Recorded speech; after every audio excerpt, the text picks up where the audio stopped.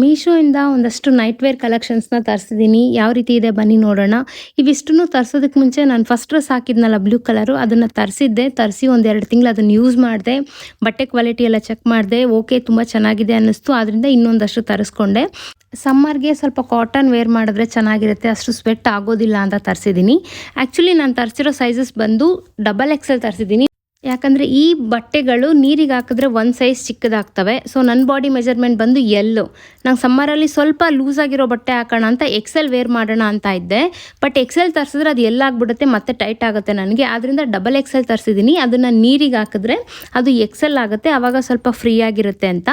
ಬಟ್ಟೆ ಲೂಸ್ ಆದರೆ ನಾವು ಟೈಟ್ ಮಾಡ್ಕೋಬೋದು, ಆದರೆ ತುಂಬ ಟೈಟ್ ಆಯಿತು ಅಂದರೆ ಯೂಸ್ ಮಾಡ್ಕೊಳ್ಳೋಕ್ಕಾಗಲ್ಲ. ಯಾಕಂದರೆ ಯಾವುದೇ ರೀತಿ ಎಕ್ಸ್ಟ್ರಾ ಮಾರ್ಜಿನ್ ಬಟ್ಟೆನಲ್ಲಿ ಬಿಟ್ಟಿರಲ್ಲ. ಆದ್ದರಿಂದ ಸಮ್ಮರಲ್ಲಿ ಸ್ವಲ್ಪ ಲೂಸ್ ಆಗಿರೋ ಬಟ್ಟೆಗಳನ್ನ ಹಾಕೊಳ್ಳೋಣ ಅಂತ ತರಿಸಿದ್ದೀನಿ. ಈ ಬಟ್ಟೆಗಳು ತುಂಬ ಚೆನ್ನಾಗಿದೆ.